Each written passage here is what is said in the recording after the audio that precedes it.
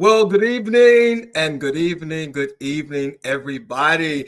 And welcome to a new live episode of He Said, a look at the world from a seasoned Black man's perspective, because one perspective is not enough. Hello, everybody. I'm your host, Alvin King. And let me tell you, it feels good to be back here. It feels good to be in this seat. And it feels good to kick off season 5 with all of you. I have really missed you guys. But being away, it definitely didn't turn off all the noise and the news. And we're back tonight, ladies and gentlemen, here with you. And it feels really wonderful. Now, listen, while we were on our 9-week hiatus, the world didn't take a break. The news didn't slow down. And if anything, it came at us harder, faster, and with more twists than any one of us could have predicted. And tonight, we're diving into it with our season 5 return of Let's Get Newsy 39. So let's start with the headlines that shook us to the core while we were away. First, we watched in disbelief as 2 National Guard soldiers were ambushed, reminding us in this country that once again, that the uniform doesn't protect you from the dangers of division, extremism, or the very real consequences of the rhetoric that continues to divide our nation. And meanwhile, right here in Washington, D.C., a political earthquake hit the city when Mayor Muriel Bowser announced that she would not seek another term. Whether you applauded her or questioned it, one thing's for sure: the decision is going to reshape the future of the District of Columbia in many ways. And we're going to talk about that a little later. And then, because apparently, out there, someone said, let's make it harder. We saw SNAP benefits cut, directly impacting thousands of families already struggling to make ends meet. Minimum wage incomes aren't stretching. Food prices aren't dropping, but somehow someone thought cutting SNAP made sense in this moment.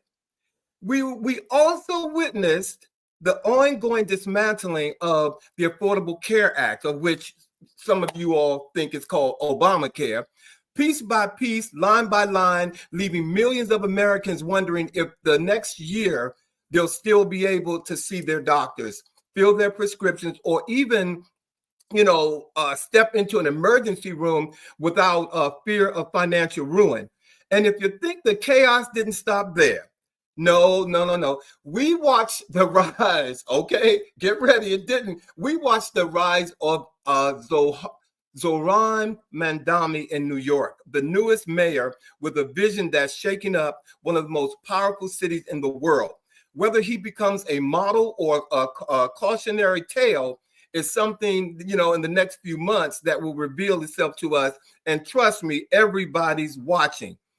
And nationally, the 2025 primaries delivered a Democratic blue wave that nobody saw coming at this scale. The political wind shifted, and in some cases, blew people right out of their seats. Even Marjorie Taylor Greene found herself pushed out of the GOP, proving that eventually even chaos gets tired of chaos. And then there's the big one, the headline that became a lifestyle, the historic government shutdown of 2025 that happened right after we signed off. Weeks of closures, confusion, fear, frustration, no paychecks, federal workers sidelined, programs halted, communities left in limbo, the longest shutdown in modern history, with consequences that are still unfolding. And yes, while we were gone, the world was not quiet. Politics, sports, entertainment, fashion, every corner of our culture gave us something to talk about. And that is exactly why we are here tonight, once again with you, ladies and gentlemen, to break it down, to make sense of it, to laugh a little bit, to engage you a little bit, to challenge a lot, and to give you the perspectives that you don't always hear, but absolutely need to talk about. So buckle up, because season 5 is starting right now. And if I may say, we will be a little bit past 8 o'clock tonight because we're coming back and we're excited. So I just want to make sure that, you grab 2 drinks if you need 2 drinks. Bobby is backstage. Shawn is backstage. The table is set, as you can see. The mics are hot, and we definitely have a lot to say. Again, this is He Said, He Said, He Said, a look at the world from a seasoned Black man's perspective. And because one perspective is not enough, we are here for you. I'm Alvin King, and if you all are ready, let's get on with the chat.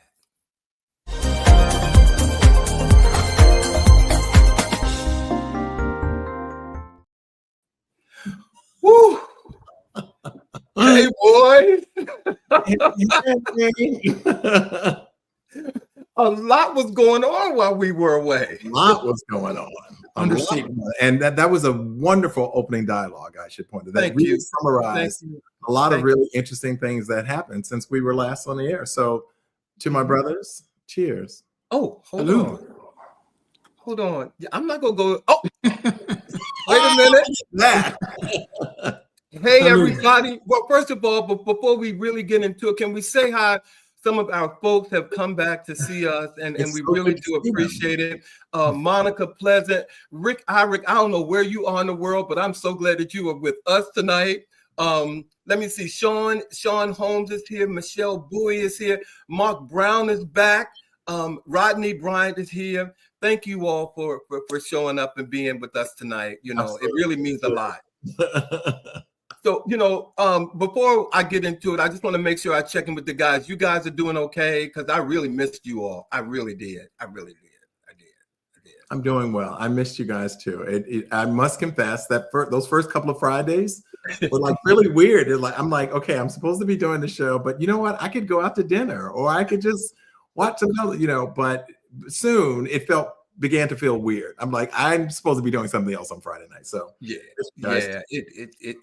took a toll after like the 5th week and all the news kept coming out. So I was like, I want to talk to them about this. But I would say this. I'm going to quote Michelle Pfeiffer from Batman.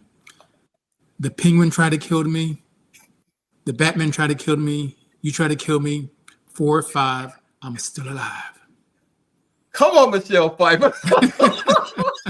There are times that you just don't know what's going to come out that man. Who would think that Shawn would be quoting Michelle Pfeiffer from Batman? It's a great movie. She's the ultimate Catwoman. She's a bad Catwoman. I'm gonna give her that. She's a bad Catwoman. she was one of the best. I have to admit. JJ, we didn't say hi to you. Welcome to the show tonight. Darren Henderson, welcome to the show tonight. Darren Wheeler, welcome to the show tonight. And I got to tell you all, for the chat, because season 4, you guys taught us something that was very important to us, and that is you all have something to say. And we want to make sure that we use this platform to do that. So, in the whole scheme of bringing you something bigger and better for season 5, we're going to bring you something new for the chat. And we're going to bring you all a topic that we know you all want to weigh in. So get your little clicking fingers together, okay, and start typing. And can I just say something before you get into that chat? Sure. I just want to say that I hope that our viewers enjoyed our new opening reel as well. Alvin's been working really hard. Very hard. New look with the new season and so forth. So we really want you to take a moment with the next show to really look at all the bumpers that we have and the opening reel. We've got some new pics in there and all that. So I want to just shout out our primary host, Mr. Alvin King, for pulling together a new image for season 5. Yes, he did.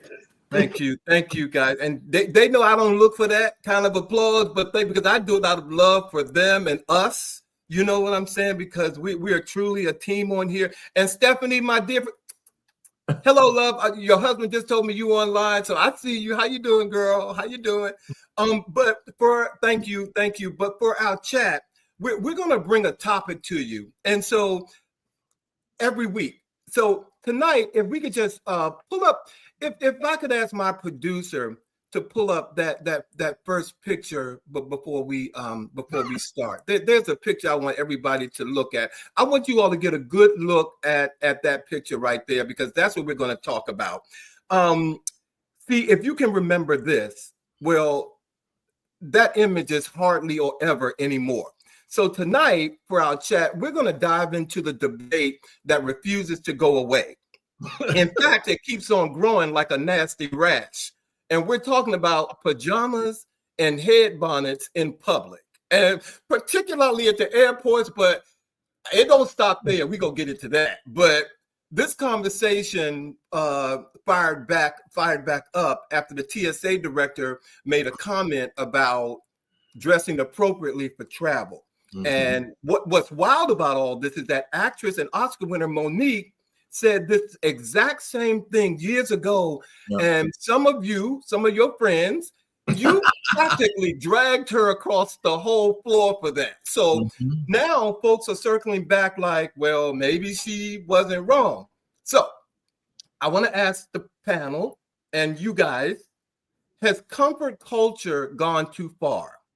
Are pajamas in the terminals fashion choice? Or have we stopped caring about how we present ourselves in public? And finally, where do the bonnets fall? Protection, practicality, or not for public space? So get set, ready, go. It's not comfort culture. It's lazy culture. Speak more to that, Shawn. What are you talking about? Lazy. Oh. But we are all of a certain age, and we all grew up being told by our parents and our grandparents to ever leave the house undressed. We had school clothes that we got out of when we came home from school. And so we grew up in a culture where, as Black people, wherever you're going, but whenever you left the house, you always left looking decent, no matter your income level. Yeah. Right. Yeah. I think it was about, and I think back to that exhibit at the Met Gala that talked about the dandy and just the whole notion of how, particularly in America, for African Americans and Black people in general, that our clothing has also been a calling card. It's been a way of proving acceptance and, really like being able to be appropriate for, whatever is called for in that particular situation. I certainly remember when we were growing up traveling, we looked like we were going to church if we were going, you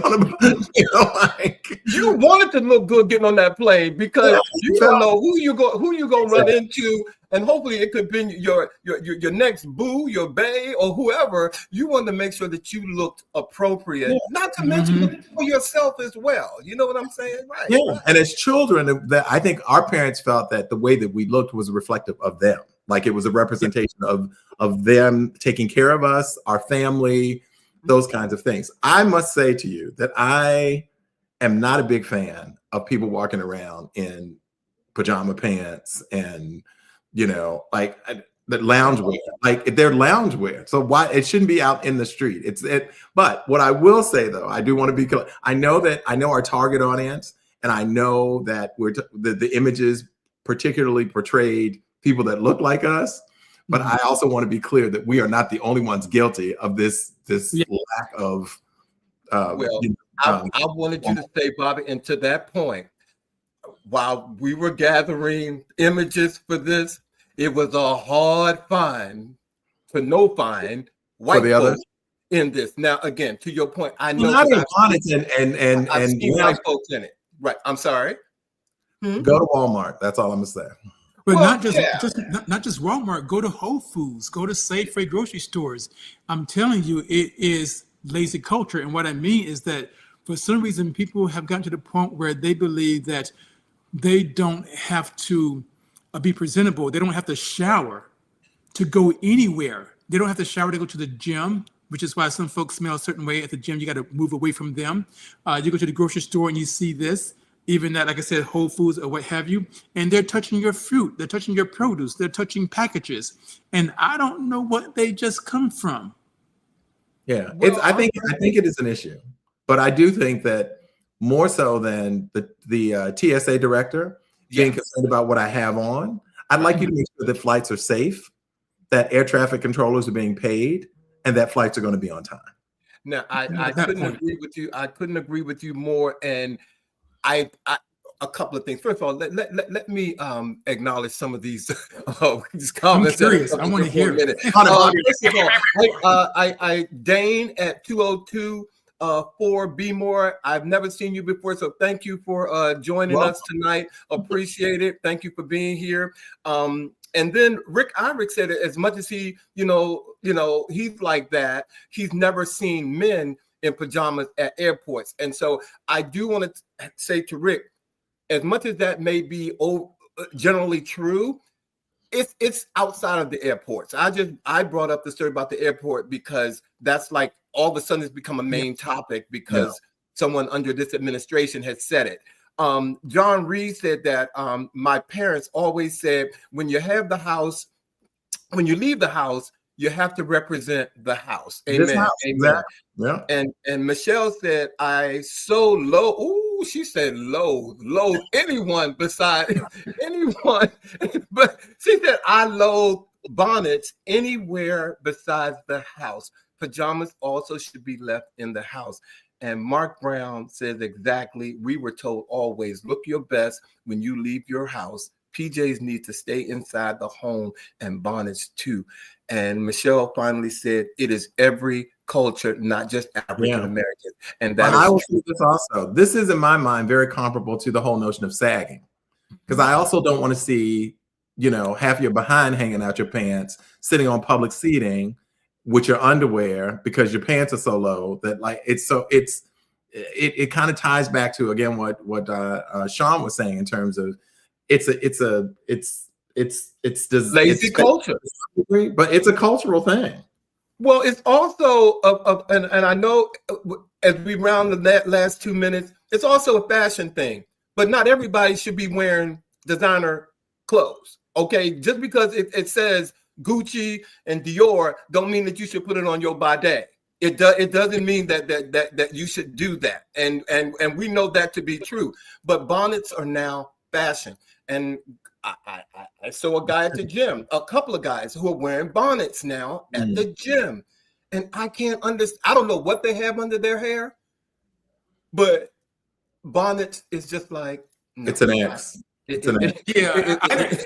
And Alvin, I'm surprised that you used the word fashion to describe a bonnet because it clearly is not, well, I'm saying my personal opinion, a fashion, because when I think of fashion, it's something that's generally accepted by society as a whole. Like, for example, a certain Jordache jeans back in the 80s. Okay, that was a fashion statement if you had Jordache jeans because it was pretty much universally accepted. Bonnets at the gym, it's not accepted. So I don't really consider that a fashion thing, not even subculture. I think a lot of this, like I said, it's lazy culture, but I think that also stems from people just being so apathetic about going out into the public and how they look. So they're not self-aware. Okay. And do you think this was exaggerated by the pandemic? Well, I don't know. I don't know if it was exaggerated. That is a very good question. I don't have the answer to. But I want to say to Shawn about fashion, someone who you're going to talk about tonight had bonnets on their runway. So what? I'm just going to say I'm just going to say that. So I'm just going to say that and move back so we can move on. But thank you to everybody who weighed in on this. I mean, clearly, again, our audience, you seem to share the same sentiments that we have. You know what I mean? Come on, do better. Do better. And we knew when Alvin pitched this concept of inviting you guys to join us more frequently with the chat, we knew you would rise to the occasion, and you did. So thanks for participating in and giving us your thoughts as well. It is, and believe me, more coming. So if you guys are ready, like I said, we're about to get newsy with you, and we just got a few topics that we want to talk to you about that was heavy on our mind. And so Bobby and Shawn, if you were ready, I gotta say this, y'all skin look good. I'm looking at my skin. I'm like, maybe it was a 9-week hiatus or something. I'm just saying, y'all been taking care of your skin, drinking water, because y'all look good. Well, thanks a lot, but don't try to cover up the fact that you were being like very fabulous while we were on hiatus, like leaving the country Exactly. and doing all kinds of so don't, thanks for the compliment, but Shawn and I, thank you. I'll just put it at that. Ladies and gentlemen, this is my violin that I play sometimes when I'm talking to them. So thank you for that. So if you guys are ready, let's if you all are ready, let's get newsy with these folks. Okay, yes. Let's do it.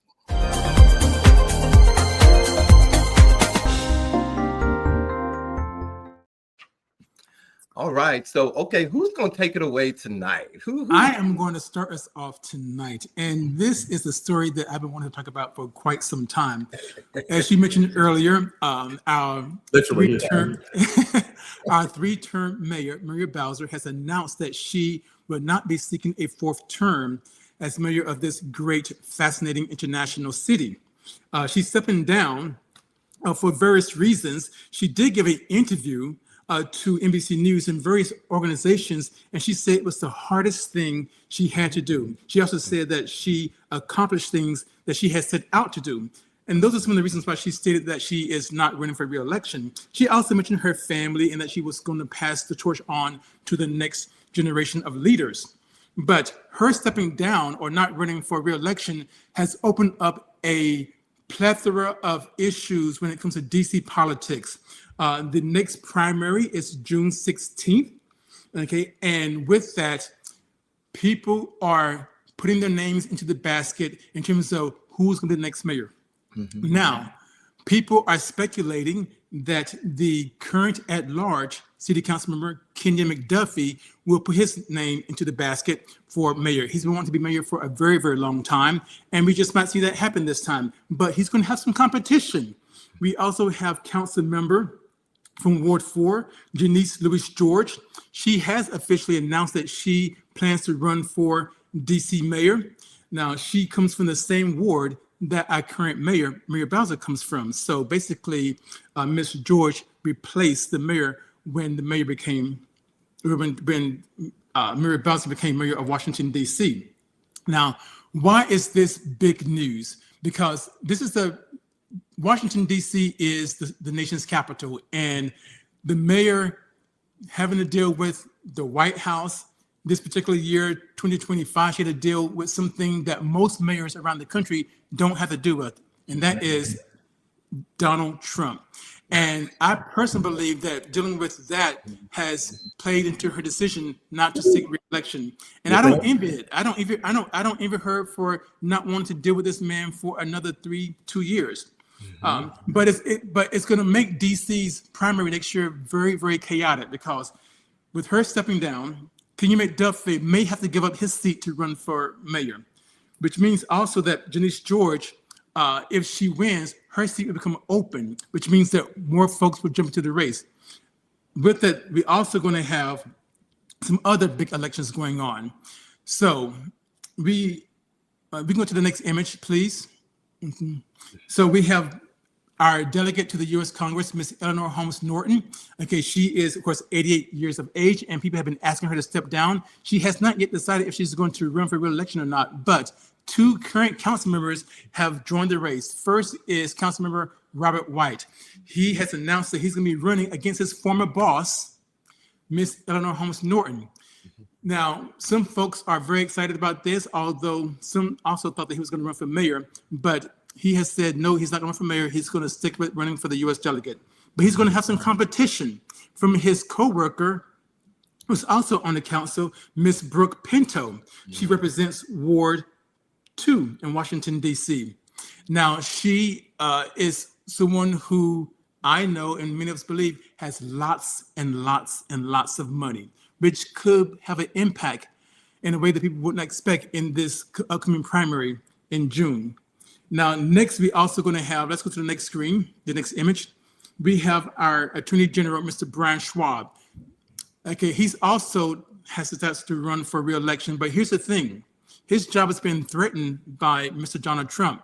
Donald Trump is threatening to get rid of DC's independently elected Attorney General, Brian Schwab. So if that happens, that's going to create more chaos in Washington, D.C. Okay, next person we have Mr. Trayon White. Of course, as you know, he is in a lot of federal trouble. He is set to go to trial for bribery. Okay, if he is convicted, that means he would have to give up his seat, which will open up another race in Ward 8 in Washington, D.C. Okay, and we're not done yet. There are other things that will impact Washington, D.C. in terms of elections. Next image, please. We have the lovely Miss Anita Bonds, who is age 80. She has yet to decide if she's going to run for re-election or not, but again, her age is something that is coming up. She has been a staple of DC for many, many decades, but if she decides to run, she already has competition. Okay, and then the next stage is Brianna Nadeau. This is another interesting story that's going to have an impact on Washington, D.C. because for the very first time in many decades, her seat, Ward 1, will not have an incumbent running for that race. So what I'm saying with this story is that we're going to have a lot of new faces on the D.C. Council come November 2026. Ooh, Lord. Go ahead, Bobby. I'm sorry. Go ahead. I guess I won't be throwing my name in the hat then this year. Yeah, it's kind of crowded. You may want to do something else. I mean, I'm sure you can find something else to do. And I want to point out Robert White has also been a guest on He Said. Yes, well. and we plan to have him on again. Okay, but thank you for giving us that update, especially about Ward 4, because I'm in Ward 4, and and Bobby's in Ward 4, and there's some real concerns that we have. But thank you, Shawn, for bringing that to us. You're very welcome. Thank you. Oh, that was the investigative part that he likes doing that kind of stuff. Yeah, that political stuff. Okay, so I'm going to take us in a slightly different direction, but something that I think a lot of us are familiar with. How many of us remember growing up with? I think we're going to go to an image that will be familiar to you. Yes, the Campbell's soup can. Like, raise your hand, folks. Chime in. Tell me if Campbell soup cans were in your cabinets. You know they were. Still, so this was the go-to soup. So they just recently fired one of their executives who was recorded saying that the company's products were for poor people. This guy right here. So the Campbell's company said that it has fired their executive who was recorded making racist comments and mocking the company's products and its customers. Martin Bally, a vice president in Campbell's Information Security Department, was named in a lawsuit filed last week by Robert Garza, a former Campbell's employee who said that he was fired January 30th after he reported this gentleman's comments. And here you can see some of it. Campbell Soup executive says that he and his family would never eat the products his company produces because it's for poor people and it's made with 3D printed meat. Okay?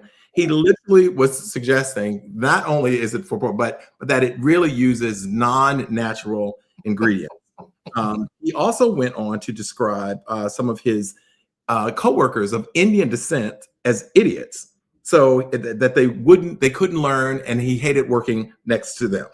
So Campbell's went on to have a final statement that said that they felt that they issued a response focused on condemning the comments and defending its products. The company stated that the vulgar, offensive, and false comments did not reflect its values and culture, and that Campbell's also expressed pride in its food, the people who make it, and the quality ingredients used. Regarding specific claims about meat, Campbell's released an information clearing that they do not use artificial or biogenerated meat, but rather real chicken from U.S. suppliers. This is disheartening on a variety of levels.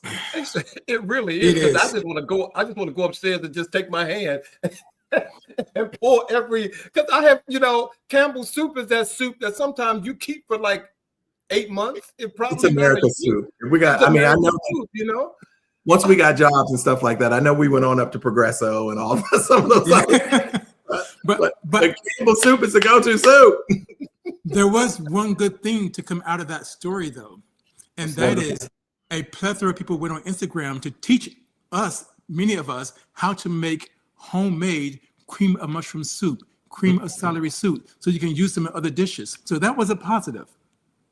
Because of this story? Because of this story. Yeah. Because of this story. Hey. Who knew? Okay, well, Can you just send me that link because I'm about to get all the Campbell suits out of my cupboard. But thank you, Bobby, for that, because I honestly did not know that.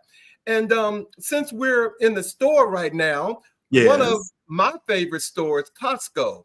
Yes, the warehouse giant is suing the Trump administration for what they're calling a full refund on import tariffs that they were forced to pay this year under the emergency powers orders. Here's the deal, because it took me a lot. I had to gather this and understand what was going on, because Costco give good rebates. Those tariffs came under the 1997 International Emergency Economic Powers Act, a law meant for national security emergencies, not sweeping, broad-ranging import taxes. Costco argues that using the emergency powers for tariffs oversteps presidential authority. Imagine that. Costco isn't just asking for a halt on future collections. It wants back every single dollar it paid. And they filed the suit now because once import bills are finalized, a process called liquidation happening soon, the chance to reclaim those payments could disappear forever. Why does Costco think they can do this? Because legally, courts have already struck down some of these tariffs as unlawful. The Supreme Court is now weighing in whether the president has the authority to impose them in the first place. If the court says no, refunds may be owed. Come on, Costco. And Costco wants to get theirs, be the first in line. They want it.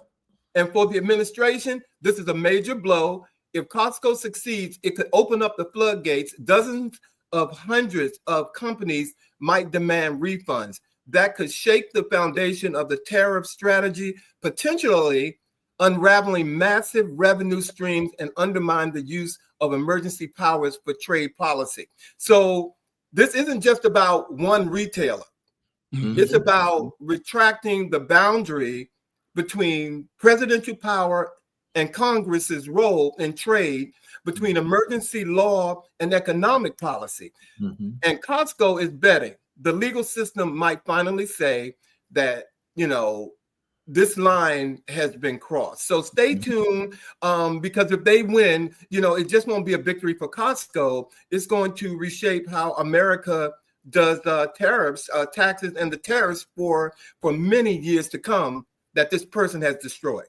So, but Costco, at a time when we were being encouraged to really be mindful about where we apply our black dollars and so forth, and stores that we should avoid, this was just yet another affirmation of sending my little black dollar on over to Costco. Right. It's not having it. Costco was one of the only, manufacturers, if you will, that stood up to them and said, we don't care about your whole fear of DEI and all this other kind of stuff. They were ones who stood up. So I'm glad I got an opportunity to share that story with you guys. So absolutely. I think it's a bigger story than people realize, because it is these tariffs have had a great impact on the U.S. economy. And it kind of takes me into the next story, which is all about the U.S. economy that people don't quite realize. And that is artificial intelligence. Okay. So let me explain this, because this is a pretty complicated story. And for those who don't really follow AI or technology, it could be a bit tricky. So basically, we feel the pain when we go to the grocery store and we see the prices are not going down. But listening to the news, you would think that the economy is doing very well.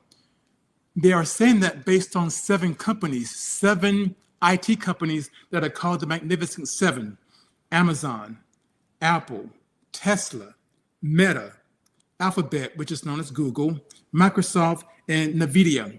These companies are what's really inflating the economy numbers to make it seem like things are going well when they actually really are not. And what are these companies doing?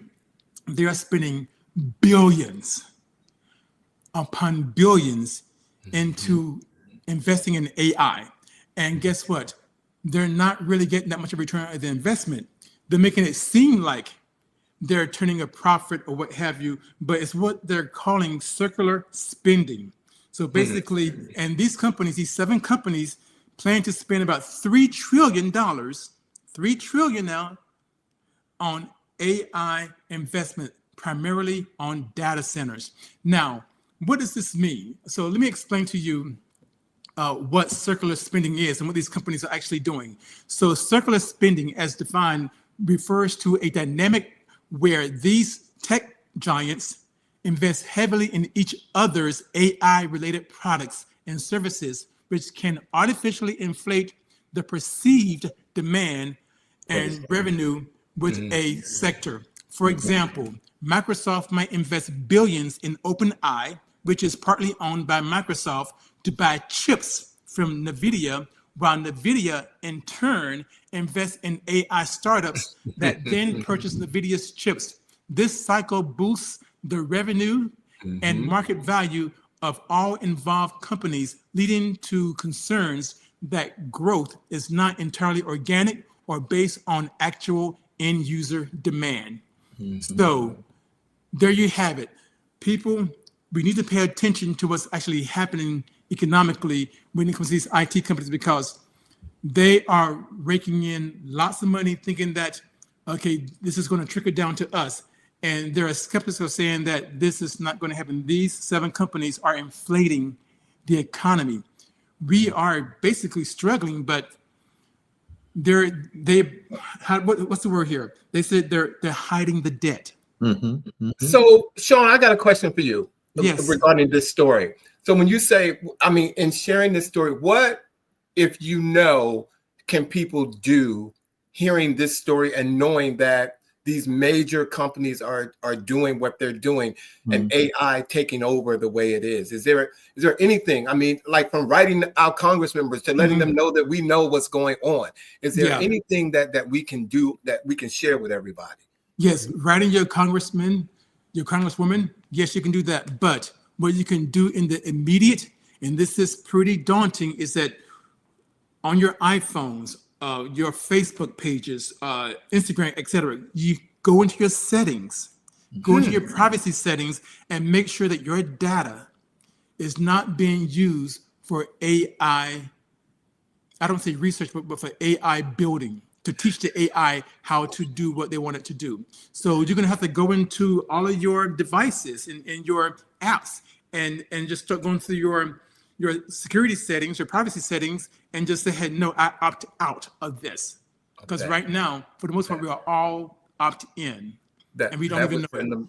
That will send the message. Thank you. Yep. Thank you. Thank you. Oh, okay. Okay. Well, okay. Well, you know, I'm going to go in a little bit of a different direction, because this is a very passionate topic for me, and I consider it to be a top story because last Monday, December the 1st, was World AIDS Day. And the United States federal government broke a nearly 4-decade-long tradition by declining to officially commemorate the day. It is the first time since the day was established in 1988 that the U.S. has failed to recognize it. According to internal guidance from the U.S. Department of State, federal agencies, employees and grantees were instructed to refrain from publicly promoting World AIDS Day using government funds or through public messaging, including social media, speeches, or media engagements.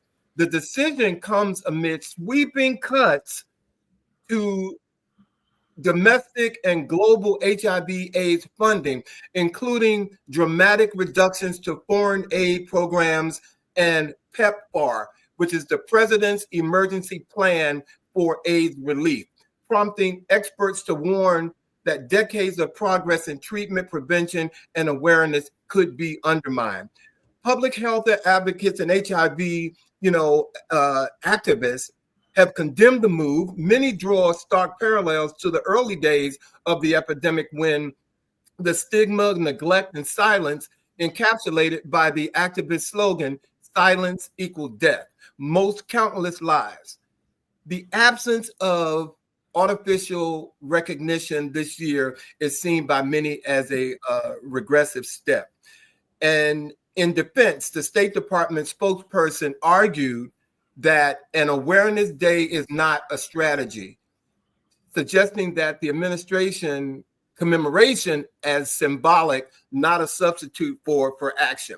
But given the ongoing global AIDS crisis with millions still living with HIV and prevention and treatment efforts at stake, many experts argue that the symbolic recognition matters, especially for reducing stigma, raising public awareness, and signaling national commitment. So I'm gonna pose this question to the viewers. Do you believe it's still important for the U.S.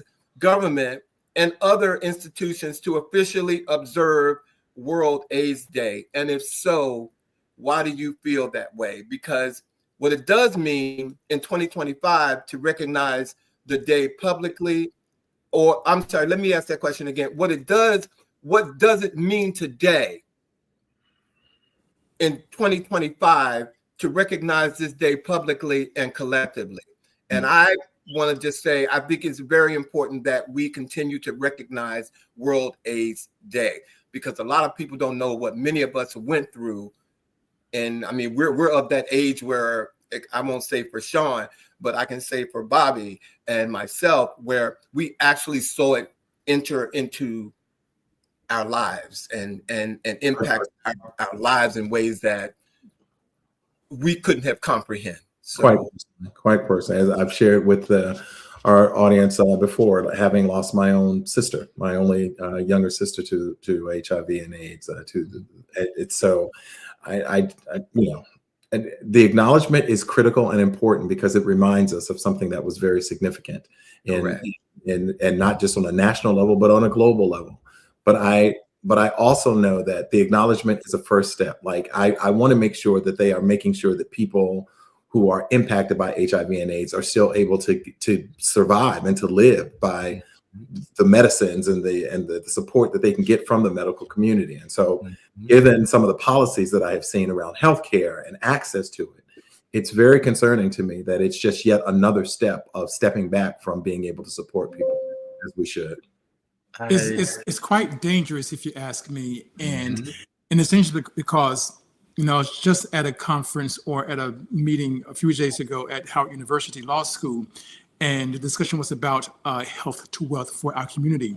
And I wanted to ask the question, well, how can we get to wealth in terms of health when capitalism is at the root of all of this? Yeah, and we just got word a few days ago that right here in our own backyard, in the Oxon Hill community, right there in Southern Maryland, Southern PG County, there are like 8,000 people living with HIV. That's right. And of course, earlier this year we heard about DR, the Dominican Republic, where it's like 25,000. Absolutely. So, yeah, and it's quite hurtful that supposedly the most powerful country on the planet, is choosing money over taking care of its most valuable resource, which is its people. Right. Right. John Reed has weighed in. He said, most of the CEOs were at the inauguration. This is going back to your AI conversation, Shawn. And he said that, yes, the acknowledgement is important, but is this surprising, which is not, that Trump canceled NIH grants, the research funding for HIV and AIDS? And so that's what I'm saying. Like, the acknowledgement is one thing, but we need to keep we need to, as Mark Brown is saying, it keeps it in the forefront of our minds and acknowledging it. But we also just need to make sure, as Shawn was pointing out, like, people are living today with this virus, right, and need support. So it's not just about the past. It's how do we support people whose lives depend on medical support. Well, and let me say that people are living better. We've seen the worst. I won't say the worst. We've seen people are living what we hope would ever be the worst. People are living with this, and that's because of all the research. Absolutely. And all the new discoveries, if you will, that have brought it to this forefront. So this is just another evil attempt to erase something Absolutely. that he feels, that this administration feels, can impact them. But Absolutely.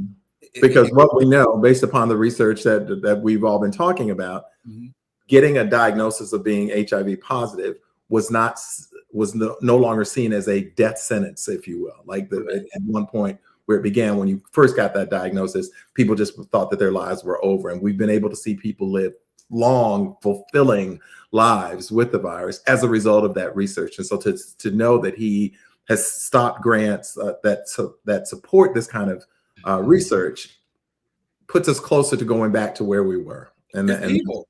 Concerning. Yeah. It's just pure evil. So thank you. Right. Okay. So I'm going to take us in a slightly different direction. We'll talk about a political alliance that once was quite strong that seems to be experiencing a little bit of stress and strain. Now, Governor Josh Shapiro lashed out over former Vice President Kamala Harris's portrayal of his interview to become her 2024 running mate, calling Harris's retellings complete and utter expletive, intended to sell books and cover her expletive, according to the most recent article in The Atlantic. Shapiro, Pennsylvania's first-term Democratic governor, now is seen as a likely presidential contender in 2028, departed from his usual composed demeanor and rehearsed comments in this lengthy Atlantic profile to suggest that in the book, 107 Days, Harris described Shapiro as poised, polished, and personable when he traveled to DC to interview to become her running mate. Now, however, Harris also said in her book that she suspected Shapiro would be unhappy as a second in command, and that he peppered her with questions that she wrote and said he asked questions about the vice president's residence, from the number of bedrooms to how he might rearrange to get Pennsylvania artists work on loan from the Smithsonian. And so it just, that he was asking questions that made her feel a little uncomfortable about him being number two. She wrote in her book, he said, so when he was being interviewed, and he said, so she wrote that? She actually said those things? And so he said, well, that is complete and utter expletive. Shapiro reportedly told The Atlantic, when asked about Harris's account, that he had been imagining the potential art for the vice presidential residence. I can tell you that her accounts are just blatant lies, is what he said. So when Shapiro was asked by The Atlantic whether or not he felt betrayed by Harris, which is the bottom line in terms of this article, does he ultimately feel betrayed? He said, I mean, she's trying to sell books and cover her expletive. He quickly reframed his response to say, I shouldn't say cover her expletive. I think that's not appropriate. She's just trying to sell books, period. First of all, if President Obama has a pouty mouth, I guess John Shapiro can have one too. Because Mama came out with a potty mouth when she was talking about some folks. So. Wow. Well, what can you say to that? He's like, it feels like based upon what she was saying, that he almost arrived with the presumption that he was going to be it. Frankly, right. I can't say that I didn't think that he was the front runner as well. Right. Okay. Obviously, he carried that with him as well when he was talking about putting art up on the walls and so forth. Yeah. He I think he's just trying to save face because he understands that it's an open field when it comes to the next election for 2028. And right now, Gavin Newsom is the one who is using the expletives when it comes to talking about his opponents. And Shapiro has to know that what Kamala Harris wrote from her perspective is what she wrote as her story, not his story.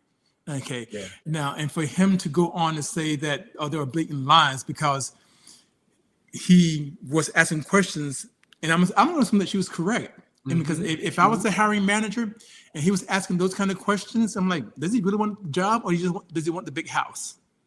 Okay. Well, So, and besides, he's not going to make it anyhow. He's not going to go beyond being where he is right now. Yeah, he won't become president.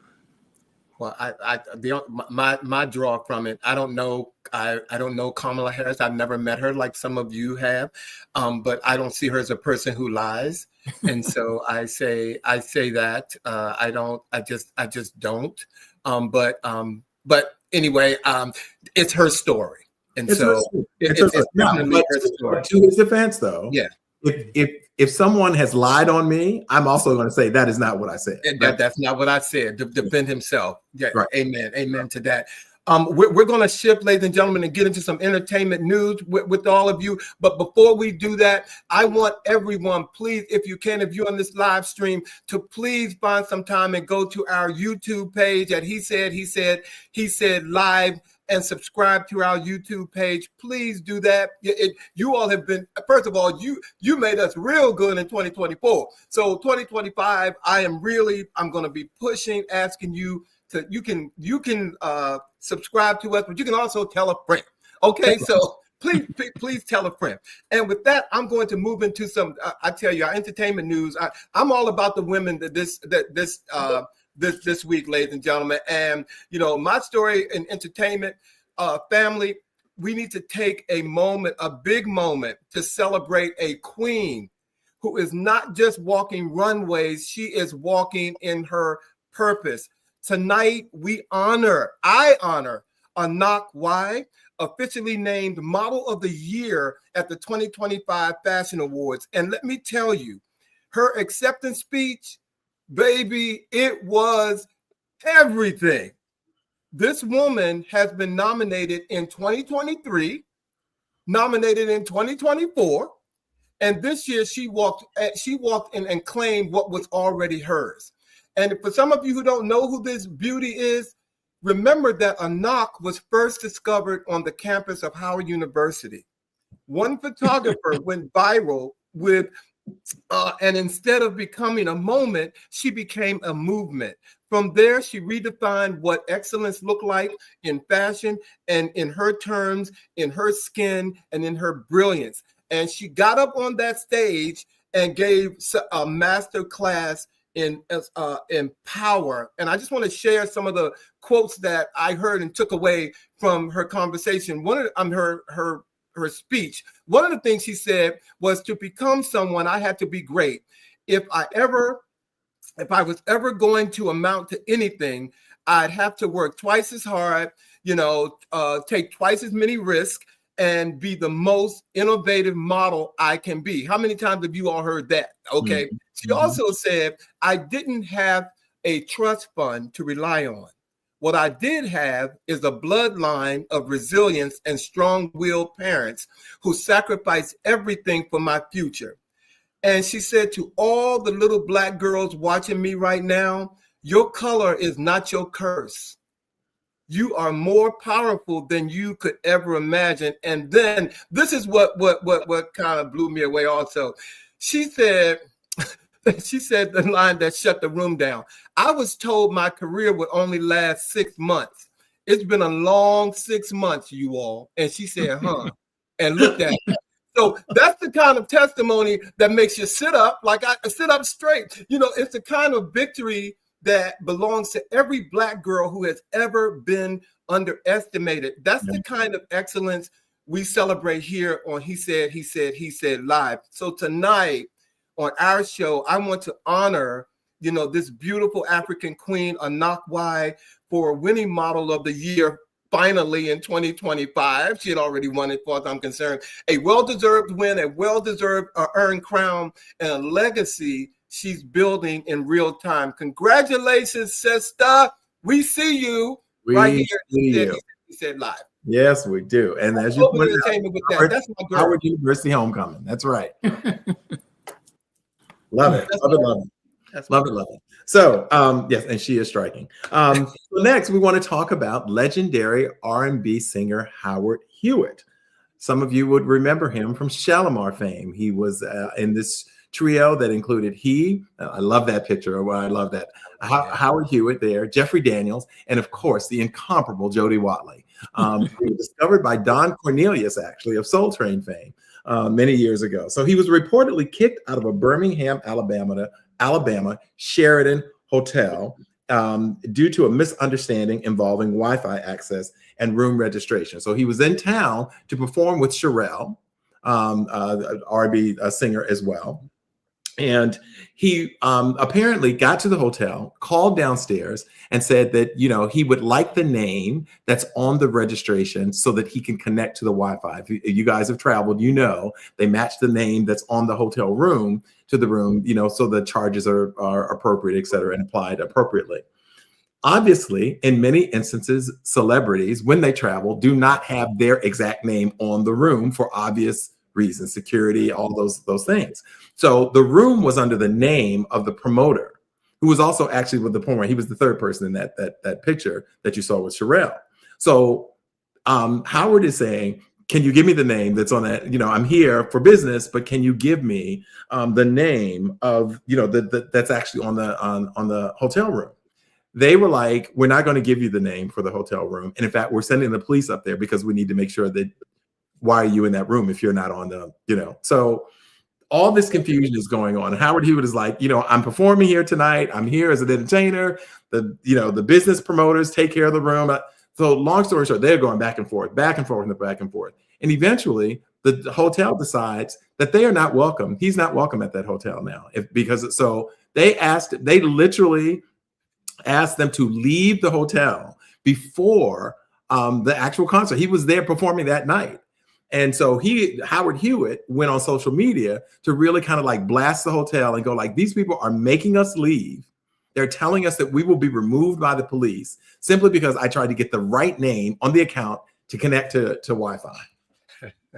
Now, apparently he went on, they had a fabulous show. They moved to a nice, another hotel. But Howard was like saying, this is what we're talking about in terms of just general customer service. How many times do you think he and other celebrities have traveled around the world and had to go through something like this? And the Sheraton in Birmingham, Alabama did not handle it well. And fans apparently have gone in and gone like, you all were crazy. I have to say that my thing is, whoever was working that front desk, they could not have been black. I think that is an assumption, Shawn. I think that is. It isn't. I think it's a safe assumption. But never the fact. She wasn't the only person in the hotel. And if she's at the front desk, she is not the one who's making decisions as to who stays and who does not go.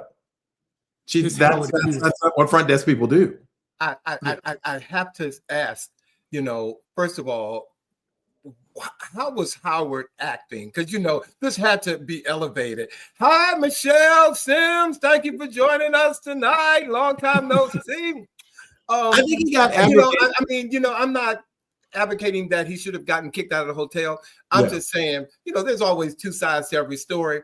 And, you know, I'm like, did you take it to a place where you just, you know, I don't know. Did you take it to that place that you could go? He according to what he was saying in the you know, his online rant, if you will, he did admit that he got really upset about it. And I can't say that I'm really mad at it because I'm just like, I just need to connect to Wi-Fi. Isn't there some way that you can, like, I mean, first of all, I would assume that they could have called the promoter. He could have called the promoter. That's what John just said. John just put a note in here and said, why didn't he call the promoter? I don't know. But all I know is that in the end, he got riled up enough that they were like, you know what? You can't stay here. They started singing, what's those boys? What them little boy band? Bye bye. What is that? That was NSYNC. Bye bye bye. NSYNC. Bye bye bye. Okay. I think it was a bad connect. That was bad. But I also know that when you are in the hospitality business, your job is also to de-escalate situations. And there's just a basic level of customer service. And like I said, this is not a man, this ain't his first hotel. He's been to a lot of hotels, and I'm willing to bet that his name ain't ever really on the register. Well, that's another whole conversation that I'm not even going to go down that road on about, because he was performing with. I'm not going to do that. But you know what? That's why. Let me see, because we do have a new tagline, ladies and gentlemen, that we are using, and I want everybody to understand that tagline because we have different perspectives. And so he said. Well, I think one perspective isn't enough. Okay. Yeah. So I'm sorry. Go ahead. No, we'll go on. But I think the song that Howard should have sang was It's time to say goodbye for now. But anyway, don't you get us kicked off of here? Okay, you I was like, you got 3 seconds to sing. Okay, you better go ahead and you better keep going. Don't get me kicked off of here. I'm curious, I'm curious as to how many of our viewers know that song. But anyway, amen. Okay, well, you know it. Okay, all right, excellent. Okay, let's move on to Mr. Pharrell Williams, who was in the news recently. So many of us know this Grammy Award-winning recording artist and now fashion leader, if you will. But recently at his 5th annual Black Ambition demo in Miami, he made some comments that had kind of garnered some backlash. And basically at this conference, which was full of diverse people, he stated that he hates politics because it was divisive.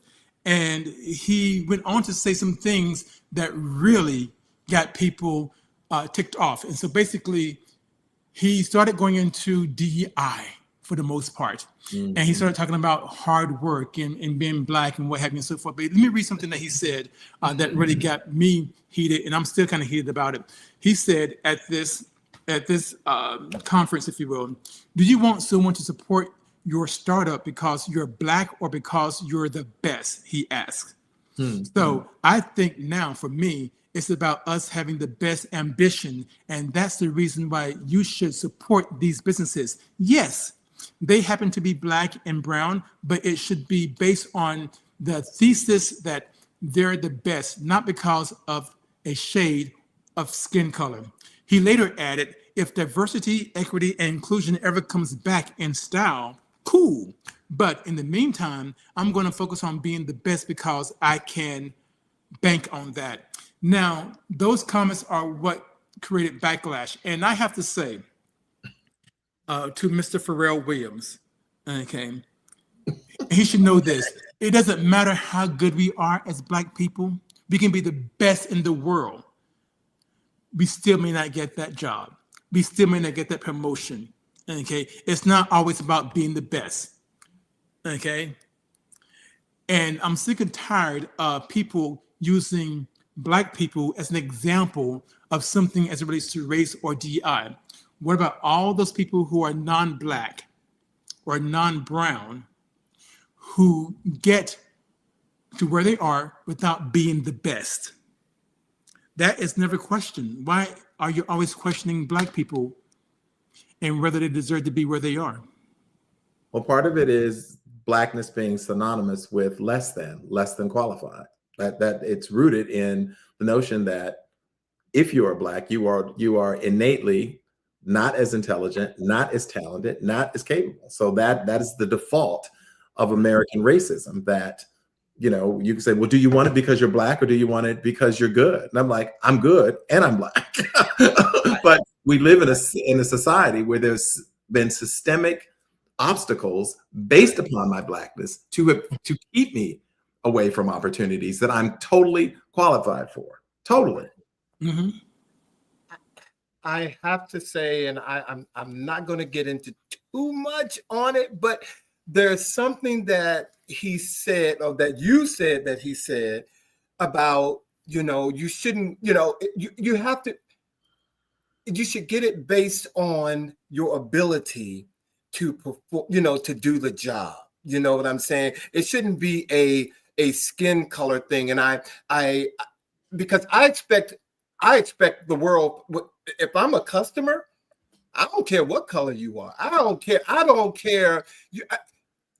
And I can say without a doubt, people are of a similar skin tone as me get it worse from me, because you should know that you should be better because your opportunities are less. But I get what he's saying, but I'd have to dissect it a little bit more to find like the major problem with what he's saying. I think it's ignorant, and I think it reflects entitlement. I like it. It is very much that part. I know that he's benefited and gotten he to can say it right as a result of people who made sacrifices and affirmative action opportunities and grants and things like he's benefited from some of these programs. And so to suggest that they are no longer needed or out of fashion or style reflects, I think, a level of it lacks sensitivity to the realities of people who are not as affluent as he. Yeah. And here's the big thing. Okay, you cannot say that politics is divisive. Okay, in the sense that you don't want to take part in it because it is what's creating the divisiveness. And as Black people, we are not benefiting from that. You know, people often say, you've heard this before, if you don't do politics, politics will do you. Okay, and for Pharrell, who is entitled, okay, who has been basically famous and wealthy since age 18, and he's now what, 55, something like that. Okay, what does he recall about being not in the top 5% in this country in terms of wealth? All right. So again, I go back to this thing. All right.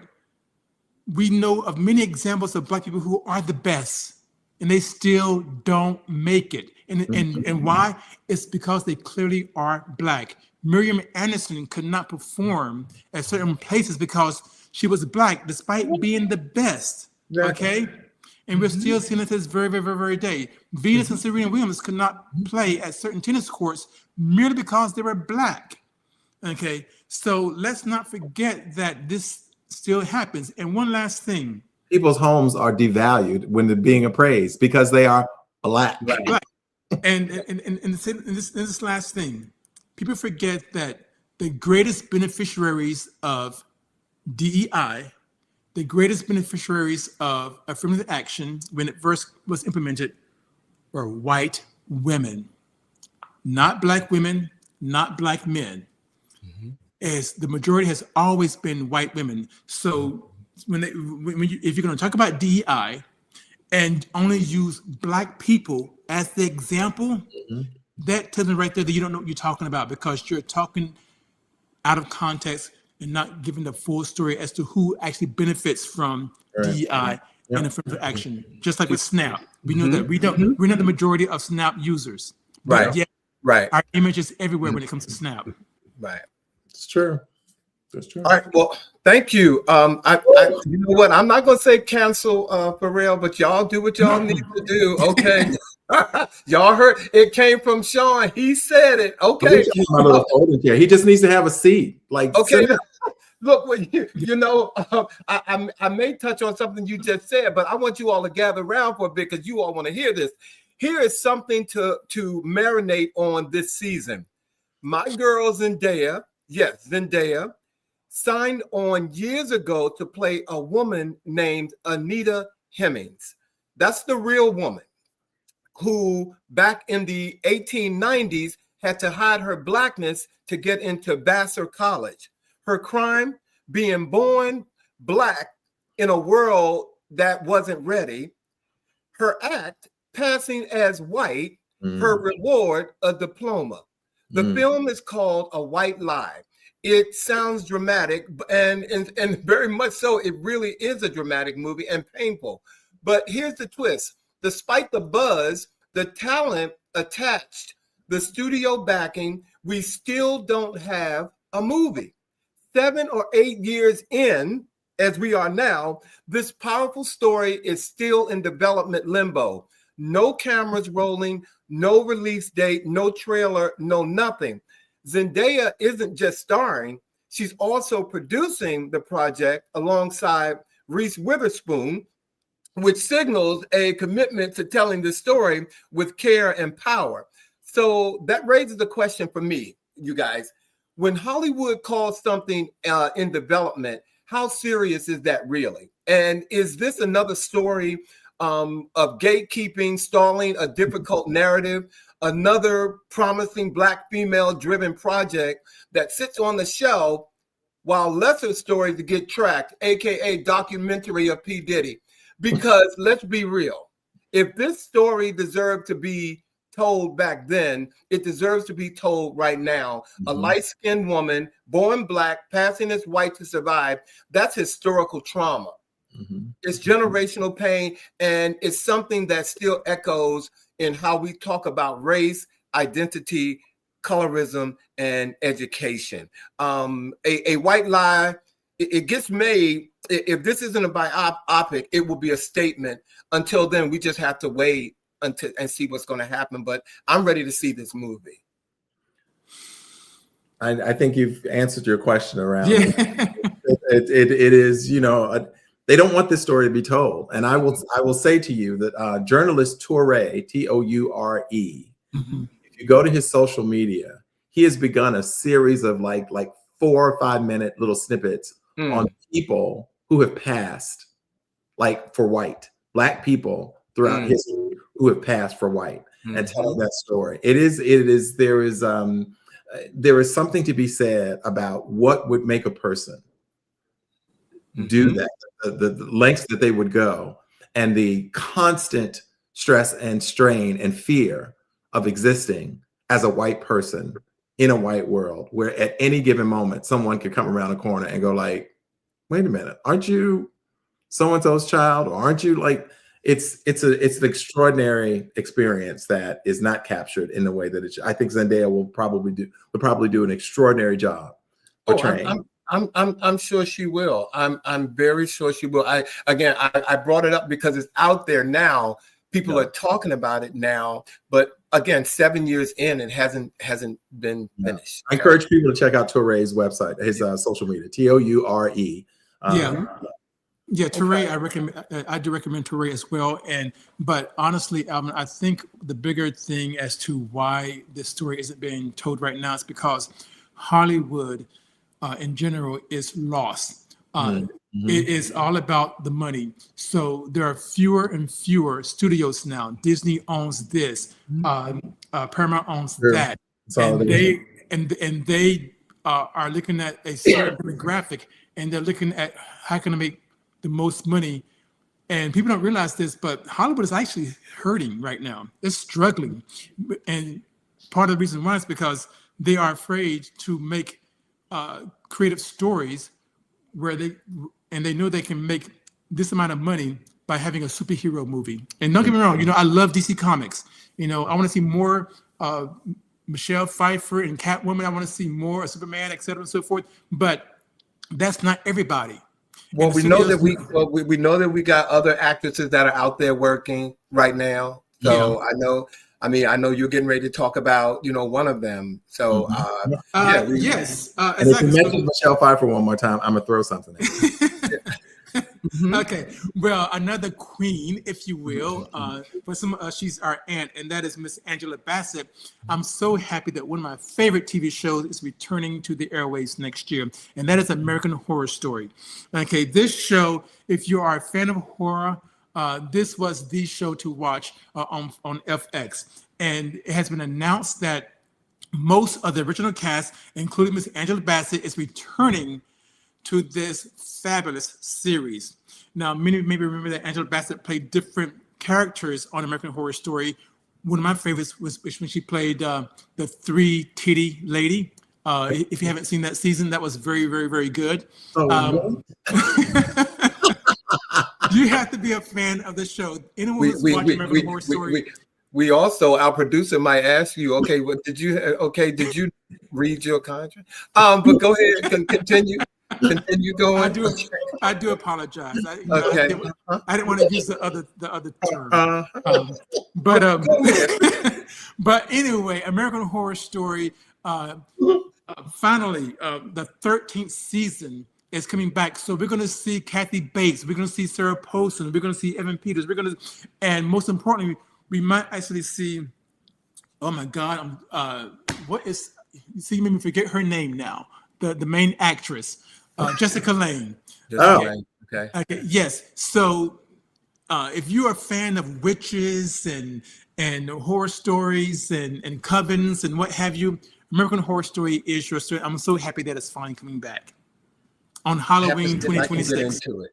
I have to see if I can get into that because I'm not an American Horror Story. I've never been. I think I might have seen a couple of episodes, but it's not my thing. But ladies and gentlemen, he said that you should look at it. Okay, so on this one, he said it because I'm with you. I don't do the horror thing, so I'm not gonna be looking at it. Oh, he said it. So he said, but I'm going to keep us moving because I know we're a little over time, and we really appreciate you guys hanging in there with us. I just wanted to take a moment to I don't live with a whole lot of regrets about things that I should have done and places I could have gone and seen. But this one kind of feels personal, and the fact that I thought about getting tickets to go see the incredible The Boy Is Mine tour between Monica and Brandy, and I'm really starting to feel like I probably should have. And there's one of us of this trio speaking to you tonight who actually did go to the concert and posted the one who was like, your skin looks so beautiful. Yeah, whatever. Okay, so Boy Is Mine tour has been sweet across America and actually wraps up soon on December 14th.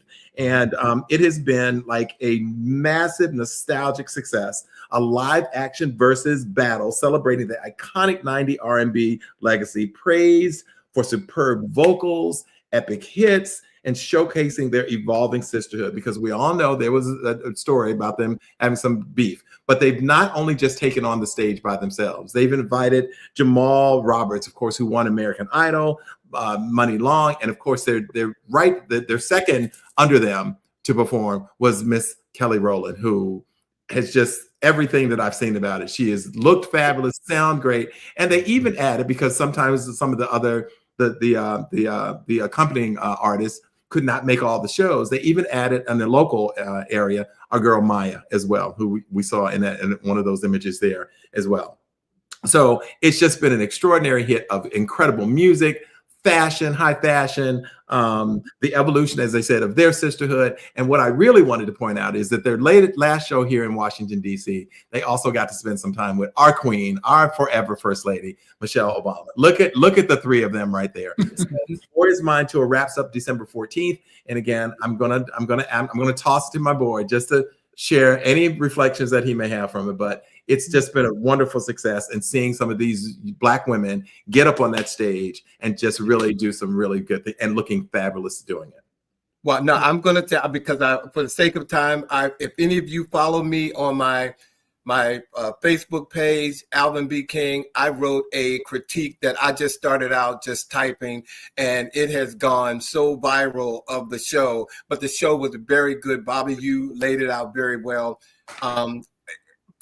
I'm a producer and director at heart. It was very well produced. So thank you for even talking about the show, because the show was great. And if you get a chance to see it in your city before it goes, go check it out.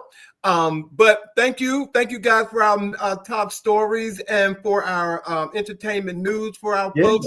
And tonight we got a special treat, because we have a Black Excellence series that we want to share with you tonight, something that touched us. So if you all are ready, let's get into Black Excellence.